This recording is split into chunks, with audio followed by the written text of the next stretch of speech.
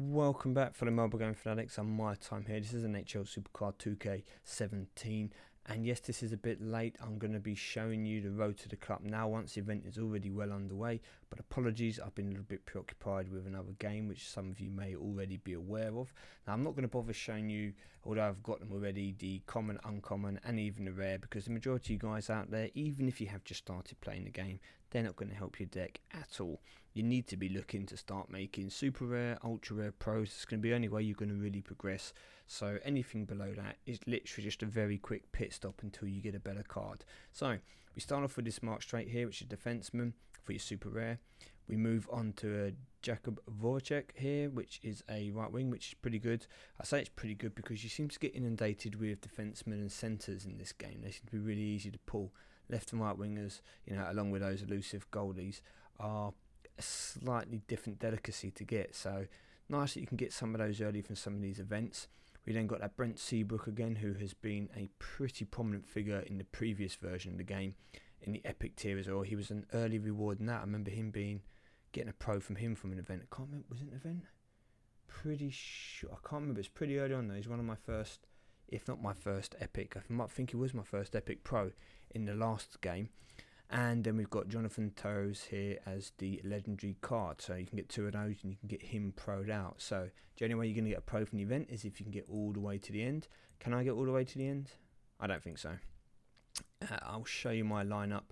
I haven't technically fully made it as good as possible yet, because there are a couple of cards here which could be thrown out for other cards. I do have some single epic cards, for example, that could replace these guys, but I've just left it as it is at the moment because it was just autofill rather than worrying about any new pulls I get, etc., and putting them in. I'm just going to leave this team and see how far I can get with it in a moment, but I think I'm going to struggle once we hit the end of the epic cards. So let's quickly look at my cards, and as you can see, I've started leveling up Claude Giroux here, so he's pretty much, I'm probably going to leave him at this stage at the moment, and I'm going to put my resources into the other cards because he's good enough at the moment for my quick game. Steven Stamkos as well we're working on, and then I'll start probably even leveling out this Stamkos, although kind of breaks my heart a bit to do so.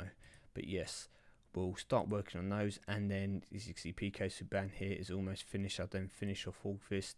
I've pro'd my Kuznetsov, who will get leveled up soon, and that obviously helped my RTC. And then you've got all these guys here which are just waiting now for their partners to pro them again. And yeah, so I can fill in a couple of these cards. They can also go in, they'll help because there'll be 360 odds all that. I think, is that we're going to be 360, 370 for the single card, something like that? Yeah, so there'll be around 360s, 370s, 390s in the top stats here for these cards. And they'll easily replace, if I show you again in here, they'll easily replace the cards lurking around here. So obviously I can actually level up Gabriel here, but technically I suppose taking these cards out, putting in a load of epic singles in there, if I was lucky enough to pull one or two more epic cards and pro them, if I singularly fill in, Bergeron here, fill him up with Stamkos as well, he'll come in. I think might be able to get this card here. I don't think I could get this card. I don't even know if I could do it on the +2, so I'm not probably going to try, to be honest with you. I might just wait for the next maybe Rivals Clash, see if I can get another pro from that, or potentially Endurance or something. Can't really see me getting this event, guys, so I'm not going to try and get your hopes up and say, yeah, I'm going to be pushing forward for that. We've got the season going as well. I let the season slip for a little while. Haven't been energizing as much as I should have, and you can see here again, I didn't realize this was as bad. But the plan is just to try and get an epic. If I could win again and get 2, that'd be awesome, wonderful. But it's not really essential. I'm kind of just playing these to see if I can get this. or this, you know, if I can get to the semi-finals, great. Obviously I don't really have any use for ultra rare cards at the moment. I'm going to start feeding my ultra rare cards away to train up other cards when I have more cards that I need filling. I'm keeping them just for the time being now, but they're not gonna feature in any of my teams.